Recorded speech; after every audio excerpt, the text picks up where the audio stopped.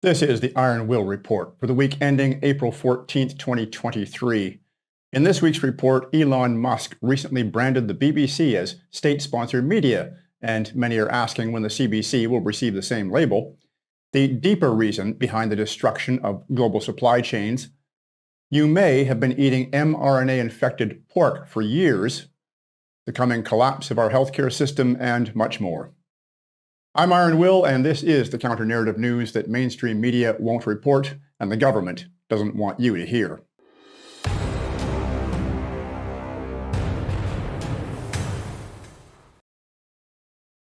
Following 2 years of intermittent remote learning, a report from October 2021 found that more than half of U.S. public school K-12 teachers said the pandemic resulted in a significant learning loss for students, both academically and socially.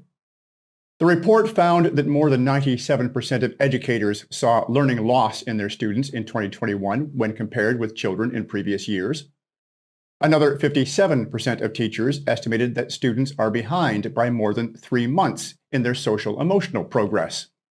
So, of course, the Edmonton Public School Board plans to spend $1 million over 2 years to fund a virtual school to address systemic racism, mental health, poverty, and cultural responsiveness of curricula and pedagogy.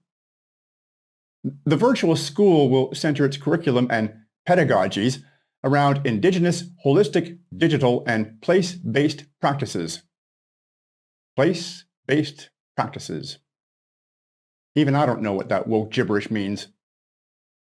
The program will fund 200 students in its first year and offer a, quote, blended or hybrid approach to deliver virtual learning and local in-person opportunities. Danielle Smith's Alberta government has not provided funding for the program. Notice how even the woke raise the alarm when the problems start to affect them personally? A recent CBC article by Lucy Edwardson describes a day she spent on Calgary Transit, where she witnessed no less than 3 overdoses on the C train. And this was during daylight hours. Edwardson was joined by a colleague and went out again later that night. While stating that stations were emptier than expected, at one point, 3 out of the only 4 people on one South Calgary platform close to downtown were doing drugs or were obviously under the influence. Police say people started using drugs at LRT stations during the pandemic because if they overdosed, it might be spotted on monitored security cameras.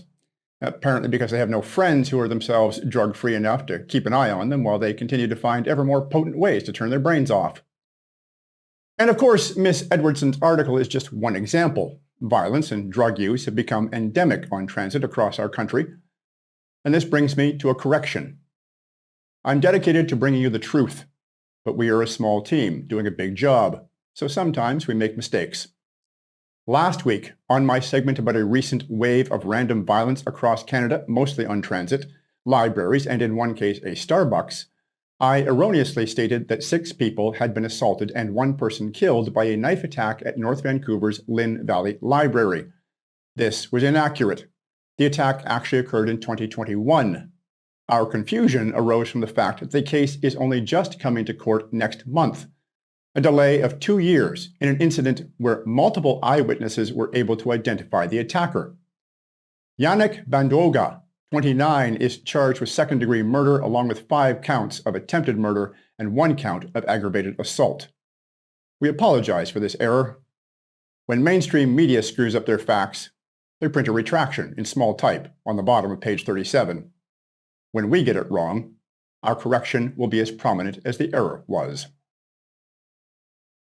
Remember last week when I reported on the Netherlands TV show where transgender adults were stripping naked in front of kids as young as 11? BBC Channel 4 launched a new program about body positivity on Tuesday, April 4th, where children as young as 14 are exposed to strangers' naked bodies. Teenagers were asked to show where they thought pubic hair could grow on a mannequin, and 4 adult strangers stripped off in front of them. The initial broadcast prompted thousands to flock to social media to air their complaints, with some defending the show, claiming it allows young people to know the range of, quote, normality when it comes to bodies. In case you're in any doubt about what they mean by normality, Later in the 6-episode series, teenagers will meet 2 transgender men, both fully naked, at different stages of their transition.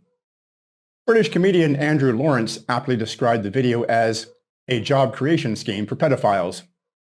If you're uncertain of where Elon Musk lies on censorship and calling media misinformation what it is, lies, then this video will show you exactly where he stands.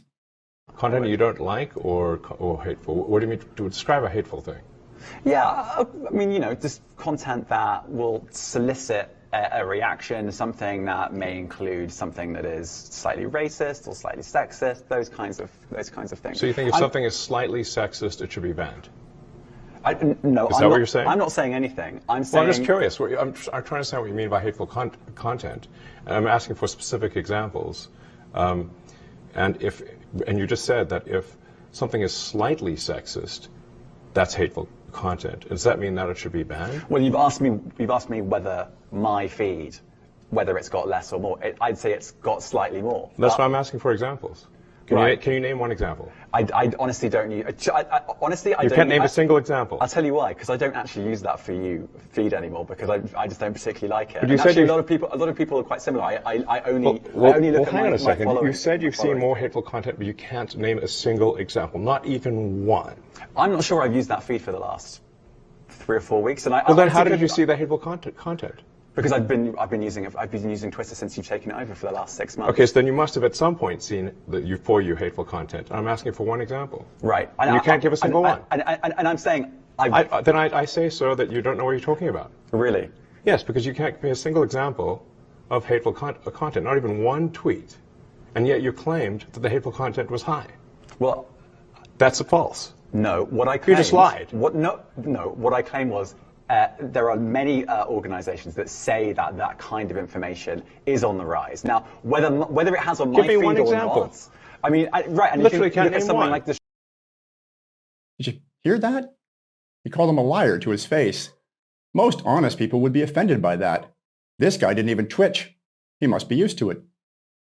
Twitter has recently added government-funded media tags to profiles of media outlets like the BBC and NPR, leading to questions about why the CBC hasn't been labeled yet, given that it received over $1.2 billion in federal funding last year and the equivalent of around $1 billion a year every year for decades.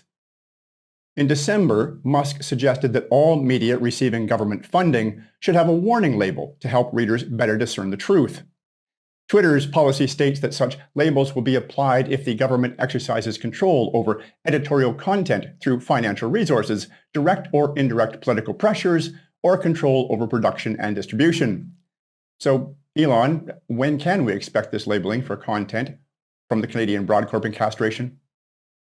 Just in case you, like me, would rather be eaten alive by starving rats than watch mainstream media, the entire board of directors, president, and CEO of the Pierre Elliott Trudeau Foundation have resigned, weeks after returning a Chinese Communist Party-backed donation.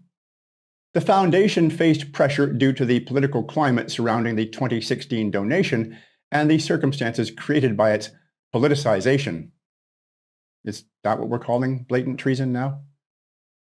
The Trudeau Foundation decided to return the money last month, quote, to the donor, after it was revealed that Chinese Communist Party advisor Zhang Bin donated to the Trudeau Foundation in 2016. Zhang donated $1 million to honor the memory and leadership of Trudeau's father, including $200,000 to the Pierre Elliott Trudeau Foundation, $750,000 to the University of Montreal's Faculty of Law, and $50,000 towards a statue of Pierre Trudeau. Donations to the Trudeau Foundation increased tenfold between 2014 and 2016, the years straddling Justy's election as our supreme leader in 2015. And of course, Chinese meddling in Canadian elections is entirely a recent phenomenon and could not in any way be related to Turd's election 8 years ago, nor to the concurrent rather large increase in donations to his family's foundation. That is all for this week's free version of the Iron Will Report. If you want to help us spread the truth, please like and share this video. Social media algorithms promote content based upon how many likes and shares they get. So please take just a few moments to do that and help us share the truth with others. In this week's members version at ironwillreport.com, the deeper reason supply chains are being destroyed, how the WEF and WHO will partner with the IMF to break countries that are not lining up for the shots. The state of Idaho has passed a law which will criminalize the transgender mutilation of children. A high school in Oregon encourages students to engage in sex acts with other students. We discover that some U.S. imported pork has been injected with mRNA that could be ingested by humans who eat it. If you are vaxxed, your eye doctor could provide early warning of an adverse reaction. Proof from the National Citizens Inquiry testimony that miscarriages are being hidden by the Canadian government. ERs across the country are seeing patients die waiting for a hospital bed. And our government is continuing to deny Canadians access to private health care while the public system is collapsing. Interviews coming out next week, computer scientist Mark Davidson on the psychology of tyranny. This interview is the second in my three-part series with Mark on AI and the globalist agenda, and an interview with prominent German lawyer Rainer Füllmich on legal actions in Europe, the grand jury, Europe's version of the National Citizens Inquiry, and the accusations against Rainer, claiming that he embezzled funds from their freedom organization. Memberships at ironwillreport.com are just $9.95 per month with a 15-day free trial. Get the truth that mainstream media won't report and our government doesn't want you to hear. I do not accept corporate or government money in any form. Our efforts at ironwillreport.com to bring you the truth are entirely funded by memberships from people like you. This is your guarantee that we're working for you. Help us to spread the truth by supporting independent media. Sign up today for a 15-day free trial. Unsubscribe anytime in the first 15 days and you will not be charged. You are also not locked in and can cancel your subscription at any time.